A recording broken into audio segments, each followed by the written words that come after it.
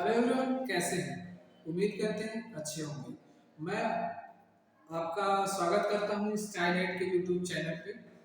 ठीक है, हमने पढ़ाया था नेशनलिज्म इन यूरोप, इसमें 2 पार्ट हो गए हैं, तो हम आज तीसरे पार्ट को कवर करने की कोशिश करेंगे। उससे पहले हम ये रिकवर करने के पढ़े क्या है। हमने पढ़ा था कि जो यूरोप में रिवोल्यूशनरीज पैदा हो गए थे, जैसे गुस्से मैजनी, ये लोग बहुत सारे सीक्रेट इनकी जो सोसाइटियां वो बन गई थी। तो कहीं ना कहीं होगा कि आप सोसाइटी बनेगी तो कहीं ना कहीं की एज का रिवोल्यूशन है। एज का रिवोल्यूशन भी हमने पढ़ा। उसमें हमने पढ़ा था कि जुलाई का रिवोल्यूशन और ग्रीक का रिवोल्यूशन। फिर उसके बाद हम आज पढ़ेंगे क्या कि the romanticism romantic imagination and national feeling. अब ये रोमांटिक का सीन देखिए, आपको शाहरुख खान नहीं याद आना चाहिए। ठीक है, ये रोमांटिक क्या होता है उसको पहले देखो। A cultural movement to develop particular form of nation sentiment। ठीक है, ये क्या है? एक फीलिंग है, राष्ट्रवाद की एक भावना है जो कहते हैं किसी मूवमेंट की, कल्चरल मूवमेंट की, वो बाय द आर्ट। ठीक है, कई फिलोसफर थे, कई पोएट्स थे, उन्होंने किया क्या कि कोई अपने आर्ट के थ्रू, ठीक है, आर्ट के थ्रू देशभक्ति दिखा रहा है, कोई पोइट्री, कोई कविताएं लिख रहा है, कोई स्टोरी लिख रहा है, कोई म्यूजिक के थ्रू अपना रोमांटिसिज्म यानी राष्ट्रवाद को बढ़ावा दे रहे हैं, यानी कि अपने अंदर देश की भक्ति, देशभक्ति की भावना को उजागर करना है। ठीक है, चलिए अब हमने जाना कि रोमांटिसिज्म क्या है। रोमांटिसिज्म ये शाहरुख खान वाला नहीं लेकर के चलते हैं। रोमांटिसिज्म एक तरीके का सेंटीमेंट, ठीक है, जो किसके द्वारा डेवलप किया जाता है लोगों में, ये फिलोसफर हुआ करते थे। ठीक है, फिलोसफर फिलोसफर फिलोसफर ठीक है, ये फिलोसफर क्या करते, फिलोसफर थे, पोएट्स थे, आर्टिस्ट थे, म्यूजिशियन थे। ये क्या करते थे? अपने पेंटिंग के थ्रू, म्यूजिक के थ्रू, आर्ट के थ्रू ये लोगों के बीच में देशभक्ति की भावना को जगाने का एक काम करते थे। ठीक है, तो अब हम आगे चलते हैं, देखते हैं कि अब क्या हमको पढ़ना है। ठीक है, ये अब जैसे हमने बताया कि जर्मन फिलोसफर थे। कौन थे? 1 मिनट। हाँ, ये जर्मन फिलोसफर थे। ठीक है, a German philosopher John Gottfried said that real culture was the culture of common people। यानी ये कह रहे हैं कि अगर आपको देश की कल्चर के बारे में पता करना है तो वो आपको किसी राजा महाराजा के घर पे उस कल्चर को नहीं पाएंगे। वो आप पाएंगे कि वो कॉमन लोग, यानी कि जो कॉमन पीपल हैं उनके घरों में, उनकी बस्तियों में जाकर के आप जाएंगे, तब वहां उस देश की जो असली कल्चर है वो आपको पता लगेगी। ठीक है, culture is the true spirit of nation. जो कल्चर है, और ये भी मतलब जो कल्चर है वो असलियत में वही एक अच्छी वो नेशन की वही वो सही वाली, ट्रू वाली स्पिरिट है। बाकी तो जब उनके जो राज घराने में दिखाया जाता है वो तो बस नाम ही है। ठीक है, the romanticism is essential in Poland.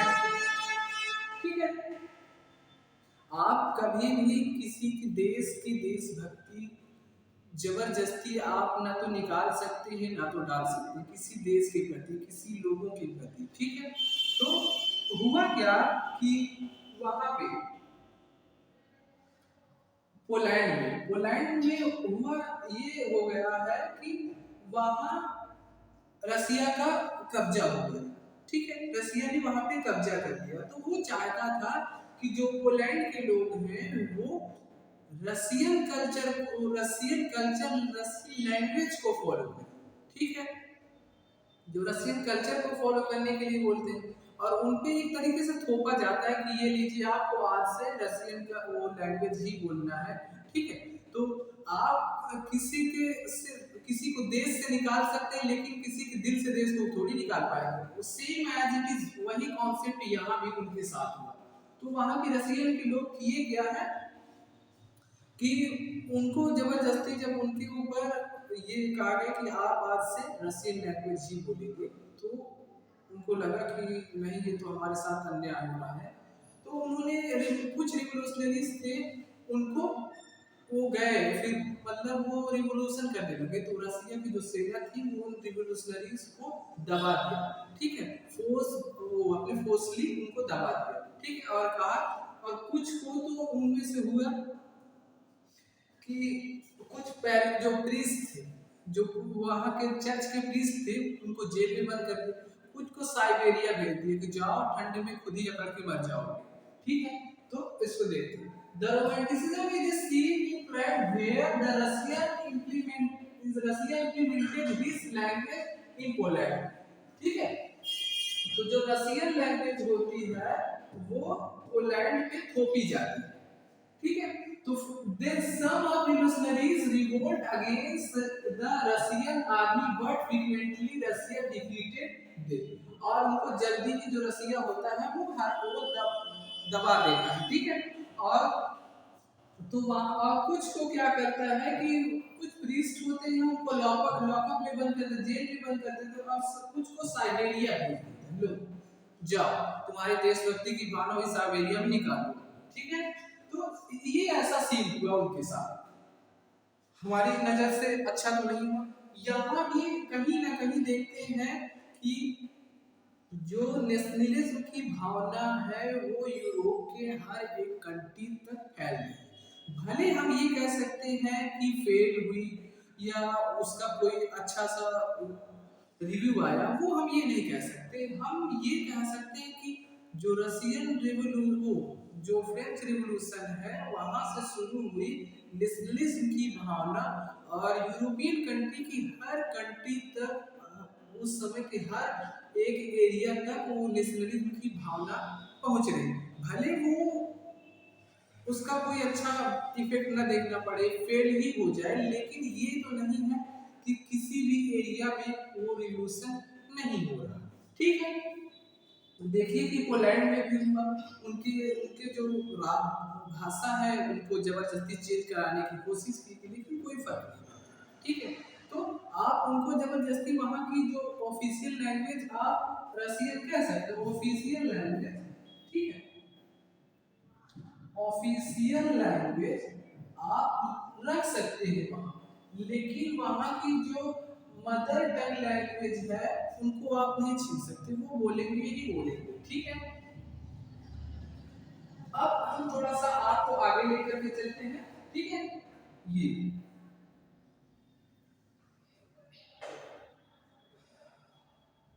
अब ये वाला जो टॉपिक है उसको हमको पढ़ना है, क्या है उसको देखते हैं, और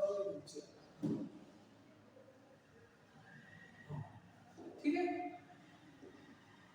अब देखो hunger hardship and the power of revolt, ठीक है, पॉपुलर रिवोल्ट, ठीक है, पावर नहीं पॉपुलर, ठीक है। तो उसके बारे में हम बात करते हैं, होता क्या है कि ये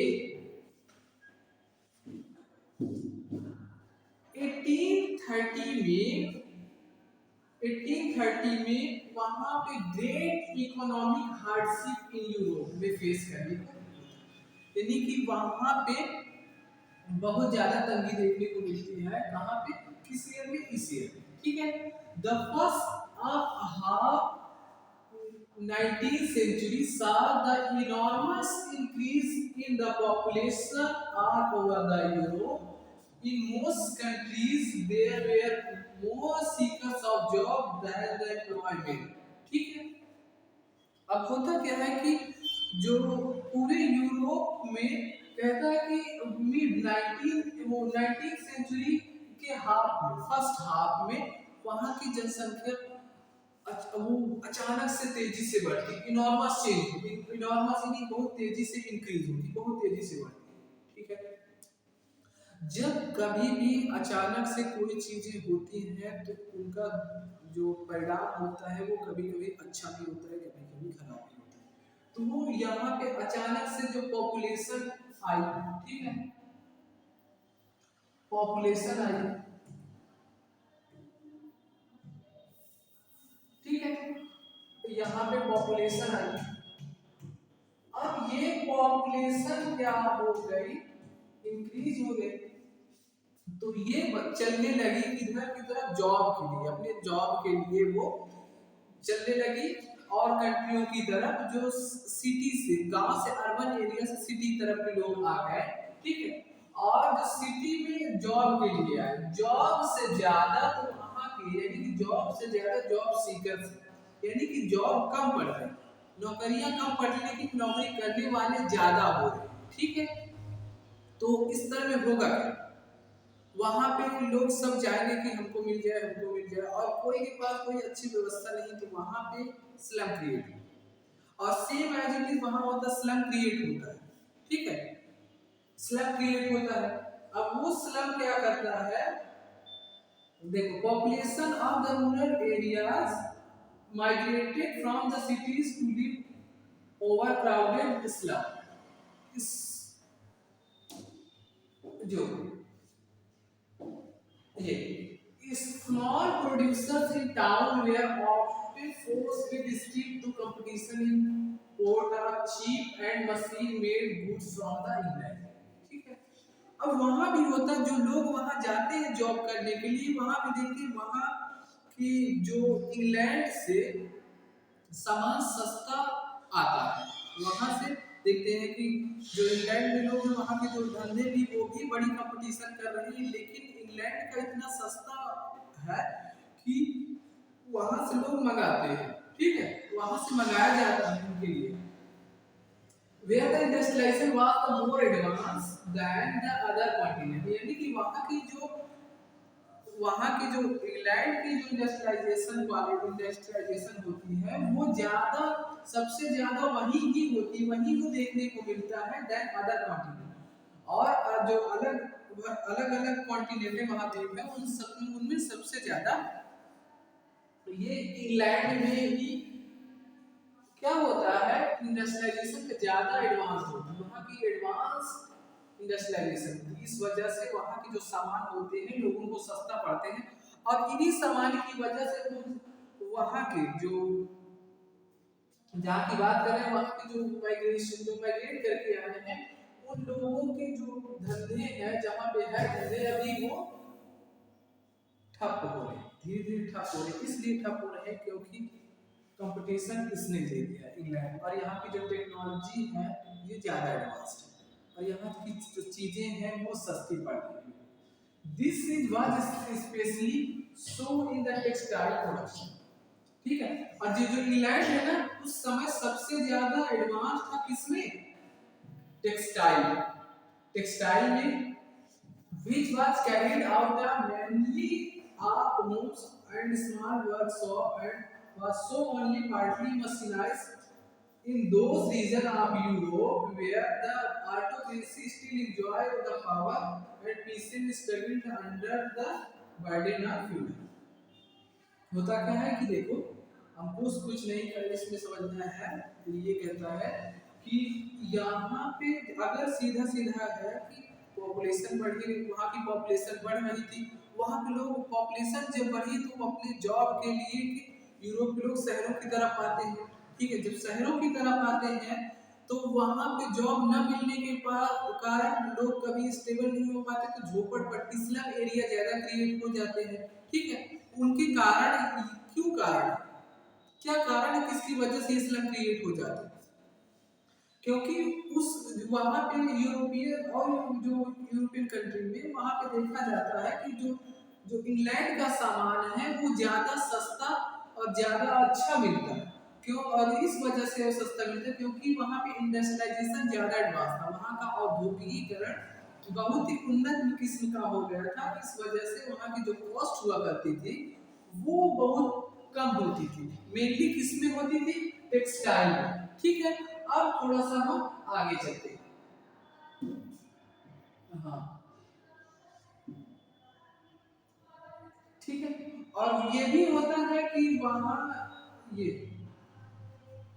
ये भी होता है कि the rise of food price of air bad harvest led to widespread of forest in town and country, ठीक है।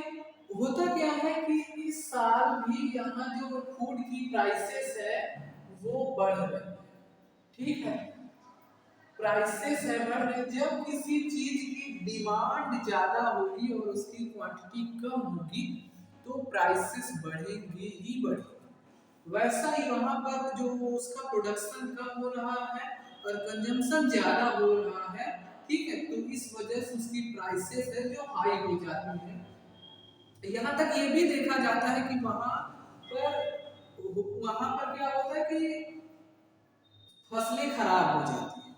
फसलें खराब हो जाती हैं तो किसानों को भी इस समस्या से बहुत ही परेशानी हो जाती है, ठीक है। In the year of 1848 was one such year, food shortage and widespread underemployment brought in the population of Paris on the road। अब ये होता है क्या कि 1848 में ये सब लोग इकट्ठा हो जाते हैं पेरिस से, ठीक है। और जब पेरिस में हो जाते हैं इनको इकट्ठा देख करके, जो वहां का पेरिस का राजा होता है लुइस फिलिपी, वो डर के मारे भाग जाता है।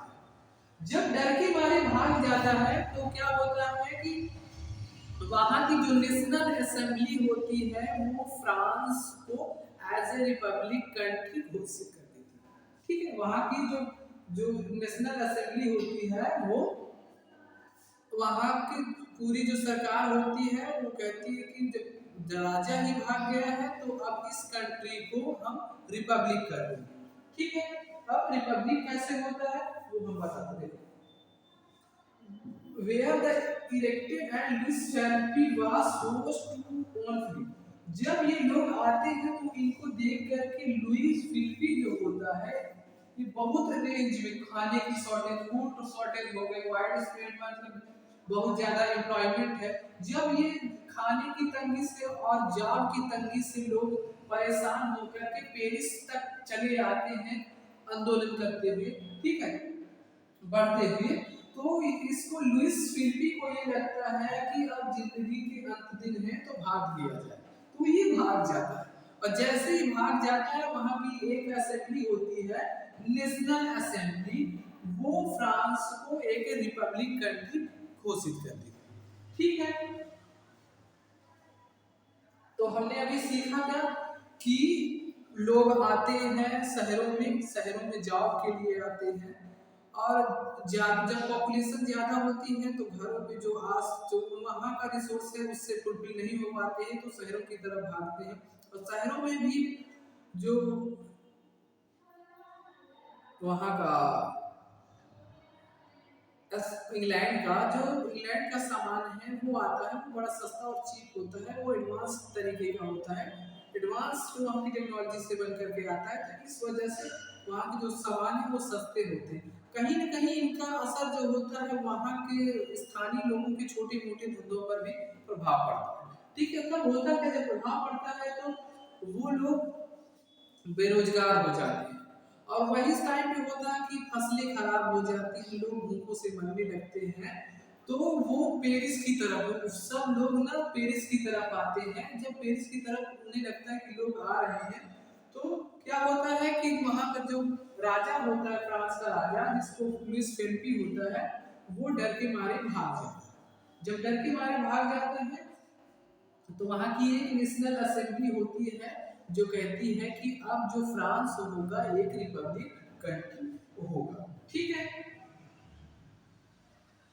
Republic granted and suffrage to all, यानी कि सब अब कहे कि रिपब्लिक होगा और सबको, सफरेज का मतलब होता है वोट देने का अधिकार, लेकिन सबको नहीं बाबू, सबको नहीं है, ठीक है।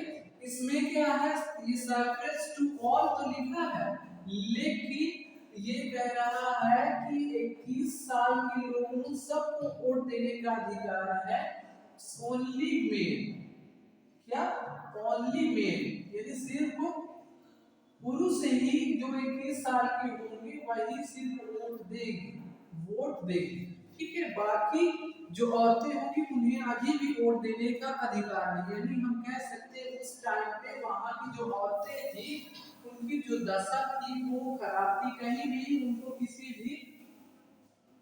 किसी भी राजनीतिक दल में उनको शामिल नहीं किया जाता, उनकी कोई इंपॉर्टेंस नहीं समझी जाती, ठीक है। तो हम अब आगे चलते हैं। ठीक है। होता क्या है कि वहां जैसे राजा भाग जाता है तो उसको रिपब्लिक बता दिया जाता है कि फ्रांस अब रिपब्लिक होगा, और जो भी 21 साल के लोग होंगे वो सब वोट देंगे महिलाओं को छोड़ करके। ठीक है।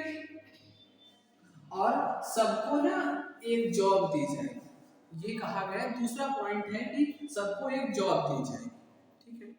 अब यहाँ तक तो हुआ।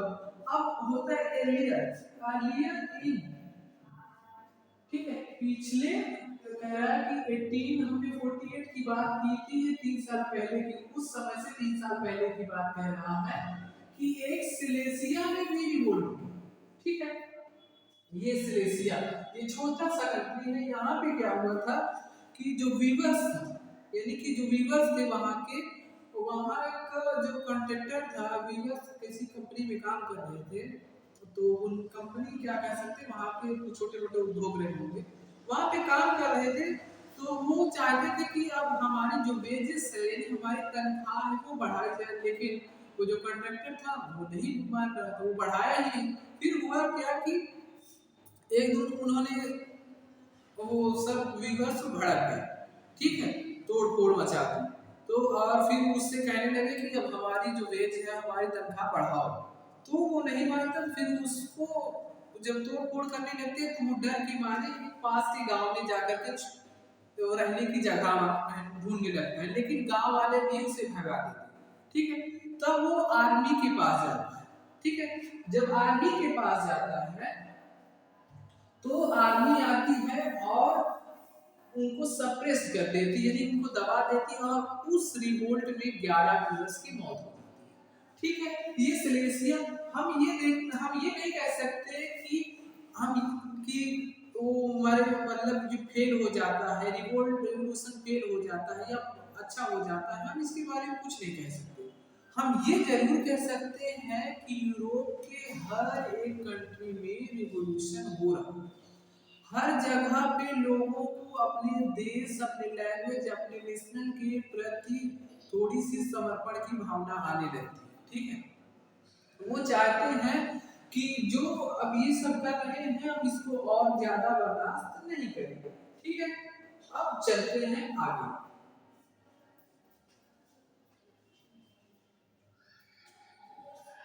और मेरे इतना ये सब वही कहानी है, और अभी टाइम ज्यादा हो जाएगा। ठीक है।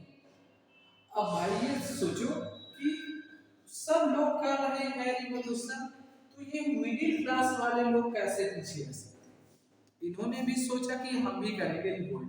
ठीक है। उनके साथ भी इन्होंने किया, क्या किया, parallel to revolt the poor and environment and starving peasants and workers in many European countries in the year of 1488, a revolution led by the educated middle class। ठीक है। 48 में उसी के पैरेलल यहाँ भी रेवोल्यूशन होने स्टार्ट हो गया, यानी कि ये जो मिडिल क्लास के लोग हैं, वो तो वीवर्स का था, लोगों का था, अब ये मिडिल क्लास के लोग भी रिवॉल्यूशन में आ गए। ठीक है। अब ये आ गए तो इन्होंने क्या क्या काम किया, क्या क्या ड्रॉबैक्स थे, हम उनको आगे जानेंगे। ठीक है। इसमें होता क्या है कि ये सब लोग अब वोट के थ्रू, यानी कि वोट के थ्रू वो जाते हैं एक असेंबली में जाते हैं, उसकी उसकी थोड़ी सी आगे चर्चा करेंगे। हम आगे चलते हैं। एक इवेंट ऑफ फरवरी for ये 1848 in France had brought about the abdication of the monarch and republic based on universal male suffrage had been proclaimed. In other words, parts of Europe where independent nation states did not yet exist, such as Germany, Italy, Poland, Austro-Hungarian Empire, men and women with liberal middle class combined their demand for the constitutionalist with the national unification. They took advantage of the growing popular unrest, push of demand for the creation of nation state parliamentary and municipal constitution। देखो ये क्या करे कि ये सब लोग इनमें कुछ शायद अभी आगे बताया जाएगा डॉक्टर, ये जो मिडिल क्लास के लोगों को ना चुना जाता है। ये जो 21 साल के लोग होते हैं ये वोट के थ्रू चुनते हैं, और ये की सभा होती है फ्रैंकफर्ट, एक सेंट पॉल, वो वहाँ का एक कह सकते हैं चर्च है, वहाँ पे मीटिंग होती है। तो वहां पे देखा जाता है कि वहां जो मीटिंग होती है सिर्फ मिडिल क्लास वाले ही लोग रहते हैं। जब मिडिल क्लास वाले लोग ही रहते हैं तो ये जो पीसेंट होते हैं, फार्मर होते हैं, ये फिर कहते हैं कि अभी तक तो हम इनका साथ दे रहे थे लेकिन अब नहीं देंगे। फिर वो अपना समर्थन हटा देते हैं। ठीक है, तो वो ये क्या चाहते थे मिडिल क्लास वाले लोग कि एक संविधान होगा, उसी संविधान के थ्रू हम राज करें। ठीक है, हमारा जो राजपाट होगा वो एक संविधान के तहत होगा। ठीक है, लेकिन उसमें जो रिप्रेजेंटेटिव होगा वो मिडिल क्लास के ही लोग होंगे, ऐसा उन्हें लगा। तब जो पीसेंट होते हैं वो अपना समर्थन हटा लेते हैं। ठीक है, तो ये जो पीसेंट होते हैं ये जाते हैं एक राजा के पास, प्रसिया के राजा, जर्मनी के लोग प्रसिया के पास जाएंगे। आपको लगता होगा कि ये क्यों जा रहे हैं वहां पे, तो इसका भी ये कारण, क्योंकि अब जब ये लोग जाएंगे वहां पे जर्मनी के एक राजा के पास, तो क्या राजा चाहता है कि उसकी शक्तियां कम हो जाए।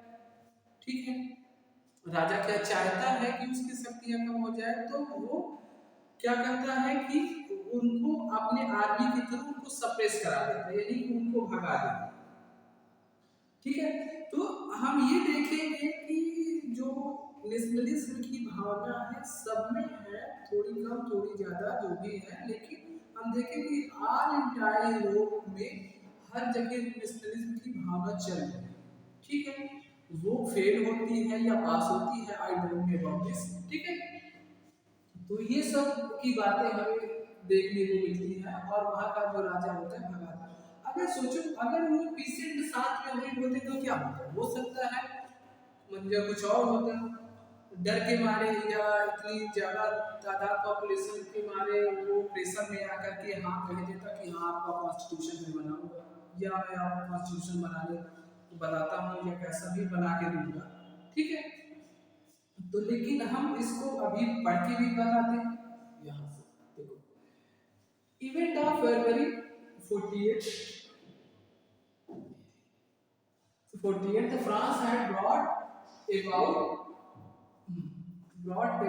the abolition of the monarch and republic based on the universal male suffrage।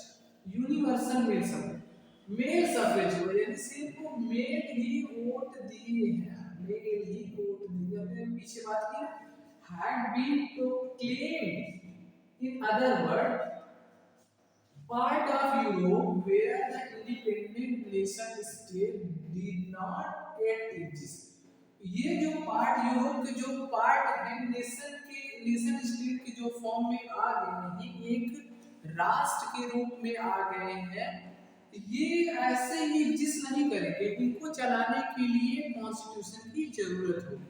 ठीक है, सच एज कौन से आ गए हैं, जर्मनी आ गया है, इटली आ गया है, पोलैंड आ गया है, and the Austro Hungarian, Hungary और ऑस्ट्रो ये ऑस्ट्रिया के जो पार्ट है empire, men and women of the liberal middle class combined their demand for the constitutionalism and national unification.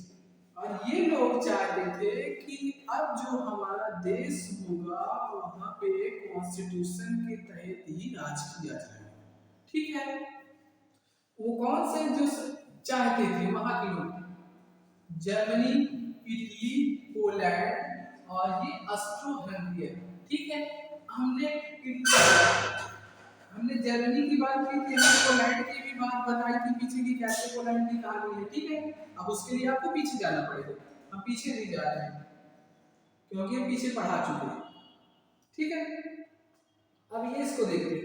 सबकी मांग थी कि एक ऐसा कॉन्स्टिट्यूशन होना चाहिए जिसके थ्रू हम राज करेंगे। ठीक है, जो भी होगा, जो भी शासन व्यवस्था चलेगी ये कॉन्स्टिट्यूशन के थ्रू। हम एक स्टेट तो बने, जैसे हमारे यहाँ जब देश आजाद हुआ तो देश को चलाने के लिए कॉन्स्टिट्यूशन की जरूरत पड़ी। एक एक नियम की जरूरत पड़ी, कि एक रूल की जरूरत पड़ी कि इस रूल पे सब कुछ जो पूरा देश है वो चले, वो कॉन्स्टिट्यूशन है। वैसे ही वहाँ के लोग भी चाहते थे, जर्मनी और इटली हंगरी के लोग भी चाहते थे कि हम जो, जब हमारा देश एक नेशन स्टेट बन गया तो अब इसको चलाने के लिए एक संविधान होना चाहिए। ठीक है, अब ये संविधान होता है कि बनाए कौन, लिखे कौन, मिले कैसे, क्या क्या चीजें इंक्लूड की जानी चाहिए। ठीक है, They took they took advantage of the growing popular unrest of the push their demand for the creation of nation state, a parliamentary principle and constitution, press and freedom and association। ये कहते हैं कि एक ऐसा constitution होना चाहिए, parliamentary होना चाहिए। पहले बात कॉन्स्टिट्यूशन हो वो पार्लियामेंट्री होना चाहिए, और वो कहते हैं कि उसमें ये सब प्रिंसिपल हो, एक कॉन्स्टिट्यूशन में प्रिंसिपल हो, और freedom of press. Freedom of press किसको बोलते हैं? सेंसरशिप, यानी कि हमको कुछ भी छापने से रोका ना जाए। ठीक है, हमको कुछ भी छापने से, ये जो पत्रिकाएं हैं, समाचार पत्र हैं, ये कह रहे हैं कि हमको एक फ्रीडम दी जाए कि हम देश की सही सही चीजों को हम अपने प्रेस पर छाप सकें। ठीक है, और फ्रीडम टू एसोसिएशन, और किसी एक एसोसिएशन बनाने का भी उसमें प्रावधान होना चाहिए। ठीक है, अब थोड़ा सा हम आगे चलते हैं। बस हमने बताया कि ये लोग कैसा संविधान चाहते थे, कि कैसा नेशन स्टेट चाहते थे, कि वहाँ एक नेशन स्टेट हो जो कॉन्स्टिट्यूशन के तहत चले। दूसरा हो कि उसमें फ्रीडम की प्रेस होनी चाहिए, जो freedom of the press, press का जो हो एक फ्रीडम होना चाहिए, और फ्रीडम ऑफ एसोसिएशन, यानी एसोसिएशन बनाने का भी एक फ्रीडम होनी चाहिए। ठीक है, चलिए इसको देखते हैं। In the German region, large number of the political association whose members were middle class professional businessmen and the workers artisan come together in the city of Frankfurt and decided to vote for all German nationals। ठीक है, ये लोग आते हैं और कहते हैं कि ये पॉलिटिशियन एसोसिएशन हो मेंबर, एक पॉलिटिशियन का एसोसिएशन होगा जिसमें कि सिर्फ मेंबर होंगे तो कौन होंगे? मिडिल क्लास के लोग। ठीक है, मिडिल क्लास, यानी ये लोग फ्रैंकफर्ट नाम की जो एक जगह होती है जिसका सेंट पॉल नाम होता है, चर्च होता है, वहां पे इकट्ठा होते हैं और कहते हैं कि एक पॉलिटिकल एसोसिएशन होगी और जिसमें सिर्फ मिडिल क्लास के लोग ही उसके मेंबर होंगे। ठीक है, और तो जब मिडिल क्लास वाले की सिर्फ नाम होता, जो पीसेंट होंगे वो नाराज हो जाएंगे। ठीक है, अब नाराज हो जाएंगे तो उसकी भी बात देखो।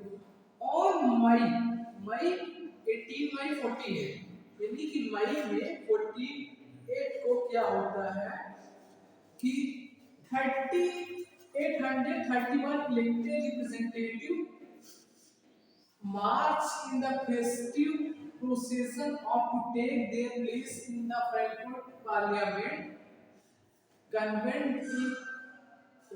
in the Church of Saint Paul। हमने बताया यही जो इलेक्टेड पर्सन है ये आएंगे सेंट पॉल का नाम की जगह पे, और they draft a constitution for the German nation. ये चुने हुए जो लोग होंगे अब ये जर्मनी के लिए कॉन्स्टिट्यूशन बनाएंगे, एक संविधान बनाएंगे, to be headed by the monarchy subject to parliament when the decrees of offered was drawn on these terms of Frederick William King the of Russia। ठीक है, ये सब बताते हैं, अपने रसिया के एक राजा होते हैं उससे बताते हैं कि हमारा जो देश है हम उसके लिए कॉन्स्टिट्यूशन चाहते हैं, वो कॉन्स्टिट्यूशन आप हमें बना करके दे दीजिए, या कैसे बनेगा वो हमारी कुछ मदद कीजिए। ठीक है, तो ये क्या करता है, he rejected and it joined other monarch. फिर क्या करते हैं, जब वो भगा देता है तो क्या करते हैं, ये जॉइंट होते हैं अदर उनको पता होगा कि भगा तो दिए लेकिन ये ज्यादा देर तक रहेंगे नहीं, फिर आएंगे कहीं ना कहीं करेंगे, फिर क्या होता है, क्या है, he rejected and joined other monarchies to oppose the elected assembly. अब बताया ना कि उनको भगा दिए जाते हैं। While the opposition of the aristocracy and military, ये थोड़ा सा आगे चलते वो भगा देते हैं। हमें पता है कि जब उनके पास मांग करने जाते हैं कि हमारा राजा साहब एक बना दीजिए कॉन्स्टिट्यूशन, तो वो और सब और किसी साथ को मिला करके और तो मोनार्कीज है और मोनार्कीज को साथ में आकर के उनको भगा देते, मोनार्की के साथ में आकर के भगा देते, ठीक है।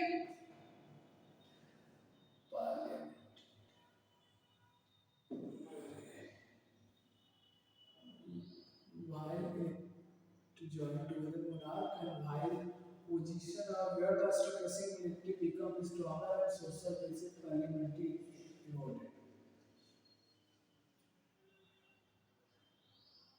Still in demand चलिए, ठीक है। अब हम जान गए हैं कि उनको भगा दिया जाए, ठीक है। तो अब क्या करेंगे, ये जो क्या करेंगे, मिडिल क्लास के लोग होंगे, वो वहीं के पास के जो जंकर्स होते हैं, जंकर्स जमींदार, ठीक, ये वहां के लोगों को बोला जाता था जंकर्स, ये आप उनके पास जाएंगे, ठीक है, और कुछ अरिस्टोक्रेट्स के पास जाएंगे, ठीक है।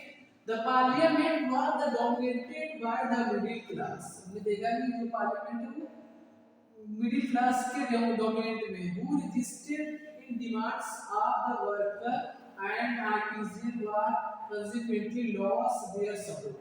हमने बताया था कि उन्होंने क्या किया, अपना लॉस जो समर्थन था वो खत्म कर दिया, उन्होंने कहा कि हम नहीं अपना समर्थन दे रहे हैं।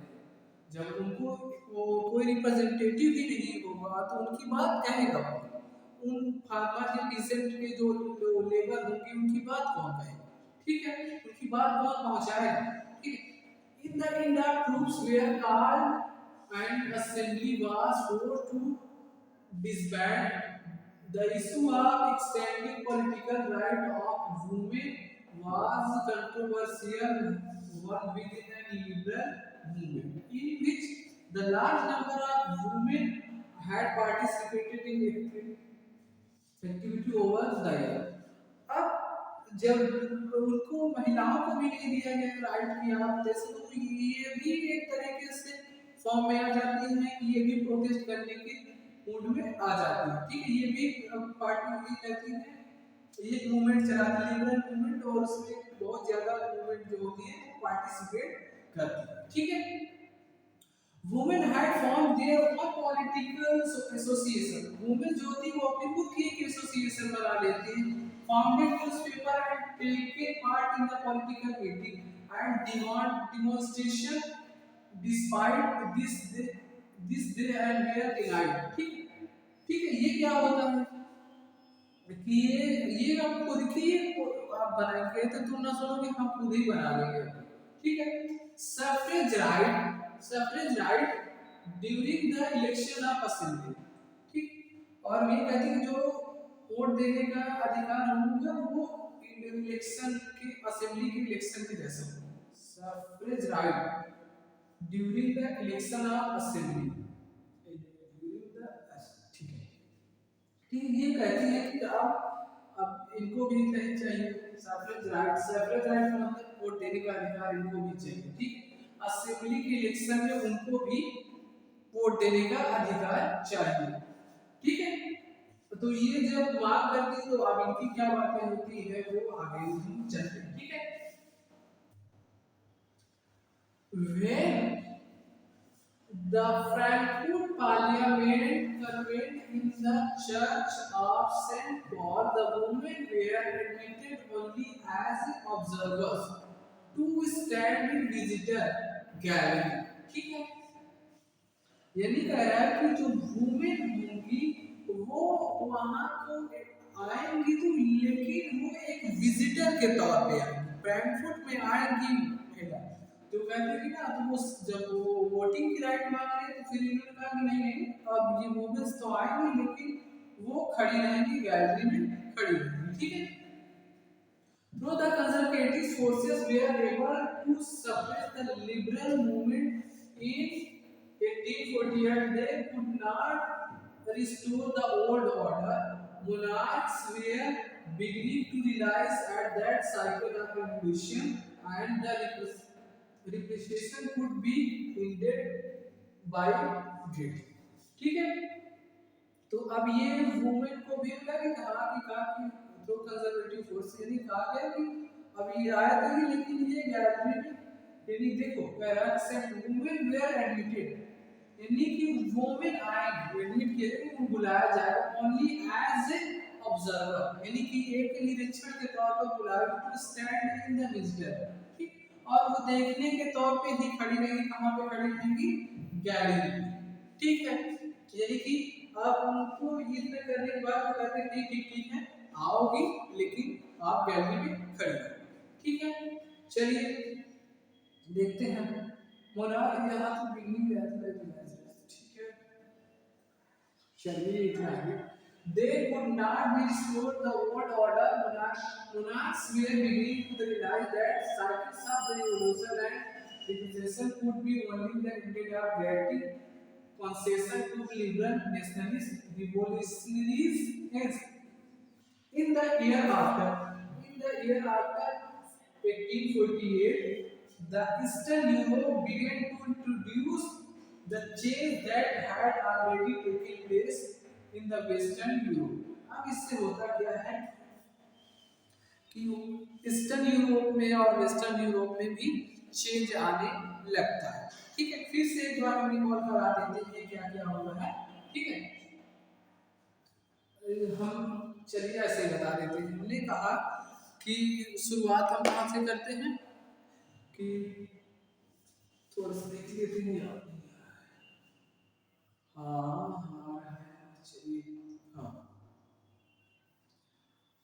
हाँ हमने रोमांटिसिज्म से बात की थी और फिर हमने बताया कि उन्होंने क्या क्या बताया कि अगर कोई रोमांटिक देशभक्ति की भावना देखनी है तो आपको जाना पड़ेगा कॉमन पीपल के लोग ठीक है फिर हंगर तो आबादी बढ़ी तो फिर लोगों की एम्प्लॉयमेंट की जरूरत पड़ी तो एम्प्लॉयमेंट की जरूरत पड़ी जब वो शहरों की तरफ आए तो स्लम क्रिएट हुए ठीक है और उनकी रही कई कारण थे वो हमारे उधर से इंग्लैंड की तरफ से भी एक कारण था वहाँ सामान सस्ता था इस वजह से उनके जो वहाँ के धंधे थे वो बंद हो गए थे लोग सड़कों पे आ गए थे कुछ दिनों बाद होता क्या है कि वो इकट्ठा होकर के पेरिस की तरफ पेरिस में आती है तो जो पेरिस में पता लगता है विलियम फिलिपी को ठीक है तो वो Louis Philippe sorry William Louis Philippe डर के मारा भाग जाता है लुइस फिलिपी कौन होता है लुइस फिलिपी वो लुइस 16 का चचेरा भाई है अब ये जाने कि हमारे भाई जैसा वो कांड हमारे साथ भी ना हो जाए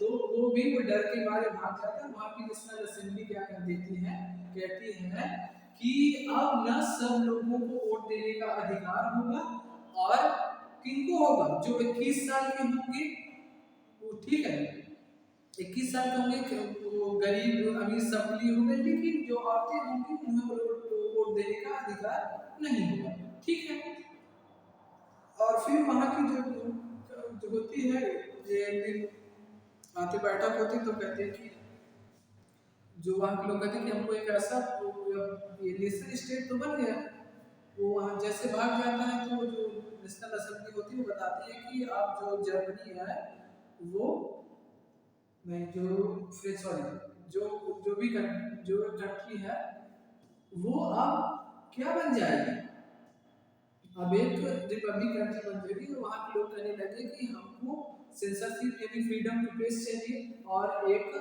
कॉन्स्टिट्यूशन चाहिए जिस कॉन्स्टिट्यूशन के तहत जो पूरा देश है वो चलेगा और फिर क्या होगा कि और एक एसोसिएशन बनाने का ये फिर उसके बाद वो उस संविधान को अपना जो विचार है वो एक राजा को बताते हैं तो वो राजा अपने सेना के थ्रू उनको सप्रेस करा देता भगा देता है ठीक है वो जान जाते हैं कुछ ज़्यादा दिन तक वो नहीं कर पाएंगे तो उन्होंने धीरे धीरे थोड़ा थोड़ा उनको कंसेशन देना शुरू कर दिया ठीक है तो आज के लिए इतना ही मिलते हैं अगले दिन शेयर करिए सब्सक्राइब करिए और इसी तरह स्काईलाइट परिवार को अपना प्यार दीजिए धन्यवाद।